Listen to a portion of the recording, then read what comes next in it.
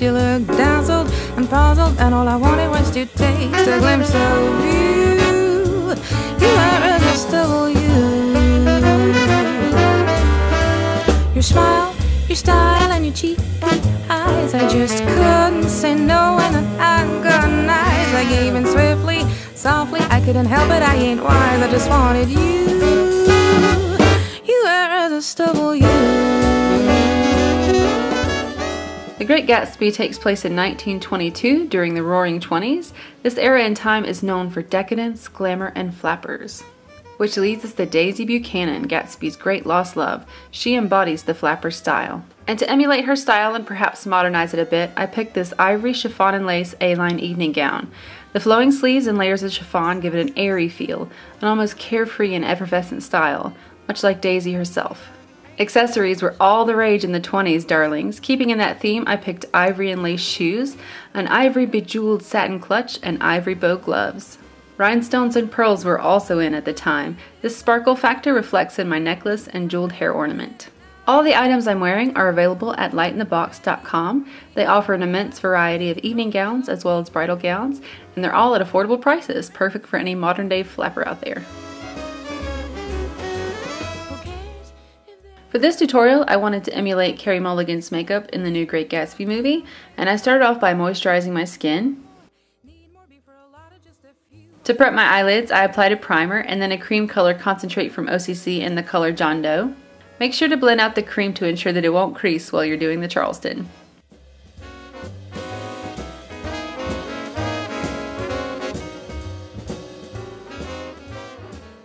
The makeup designer for the film, Maurizio Silvi, used mostly MAC eyeshadows. I didn't have a single one of the colors that they used, but I picked similar colors for my collection.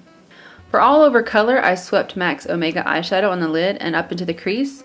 Omega is one of those great colors that you can use when you're layering eyeshadows. It really helps in the blending process.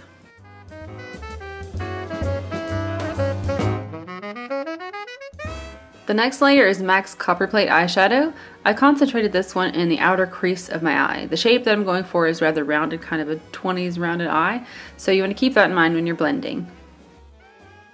The next color to add to the list is Makeup Forever's number 33, and this is a cooler tone gray eyeshadow.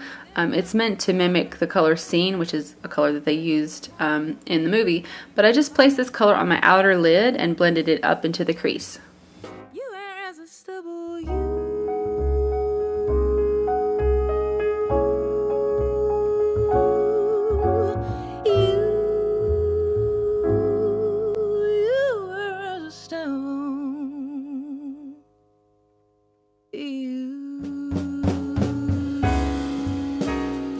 A tiny bit of MAC's Blanc type eyeshadow, any kind of matte skin tone will do, and I just added that to the ball of my eye, and then I also applied that to the brow bone to blend out the crease. The most important part of this look is the rounded eyebrows. It is all about the brows. So I combed through mine and started sketching in the shape with a brow pencil. I usually start my brows with a pencil most of the time. I feel like pencil kind of fills in any of the empty patches better than an eyeshadow would. As you can see, I spent a long time on my brows, and I made sure to overextend the tail and really round out that brow. Make it as round as you could possibly make it, because that was the style then. After another brush through, I added some eyeshadow. In this case, I used Omega again. My brows are naturally pretty dark, so I camouflaged them a bit with lighter shades, and Omega works really, really well if you're blonde like Daisy. If MAC were around back in the 20s, I'm sure Daisy would be a fan. I think Daisy would also like Q-tips, I'd imagine. They work wonders to clean up those naughty brow lines. I also choose to run the OCC John Doe through my brows to mimic light blonde hairs. I just put a little on my finger and then coated the spoolie with cream and just kind of ran it through my hair. It was pretty effective. I mean, you can't really see it on the camera, but it really kind of picked up the light. Once the brows are done, it's time for highlight. I used MAC's Shroom eyeshadow to really make the brow bone pop.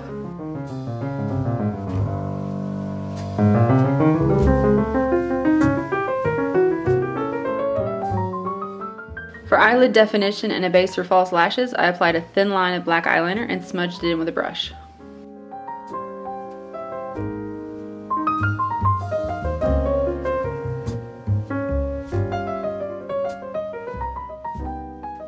And now it's time for a curl, some mascara, and false lashes, of course.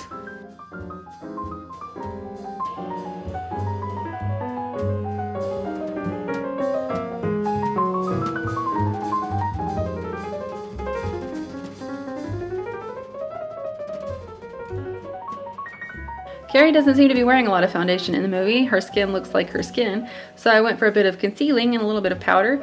I just did some spot concealing in my trouble areas, mainly around my nose and my mouth, under the eye, all the blemishes on my face, and I really like using these pointy brushes. And this one is from Sedona Lace. It kind of mimics a finger in that aspect, as it can get into any area that you want it to. Hush now, don't explain.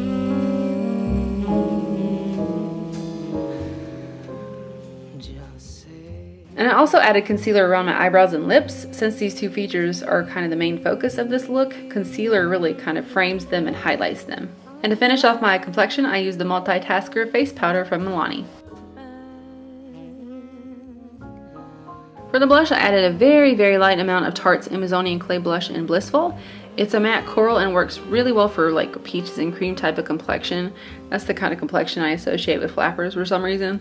The reference photo of Carrie, I didn't really see if she was wearing a blush. It was really hard to tell, but this is the blush that I would use if I were her. The lips are also extremely important in this look. 20s lips look very pointed and very bow-like. The Cupid's bow of the mouth is very unnatural looking, and that's how you get a 20s lip. So I started off with a lip liner and drew a V, and from the tips of the V I extended the line to the corners of my mouth, and then I also lined my bottom lip. This takes a little bit of tweaking, but once you're happy with the shape, blend out the line with a Q-tip.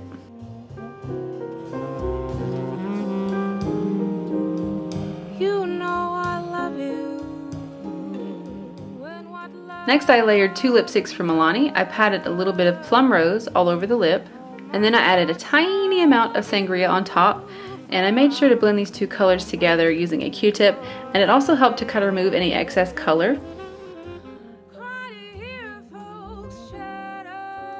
And now to finish off those lovely attractive lips, I used the lip shine from Bite in the color Vintage, and it added the perfect amount of mauvey pink to the look.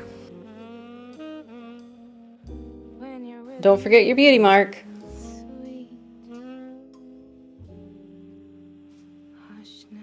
Okay guys, that's it for this Daisy Great Gatsby inspired tutorial.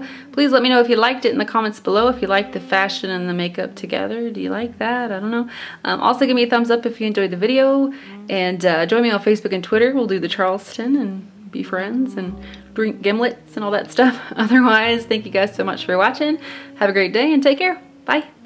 Thank you for subscribing. You're the bee's knees.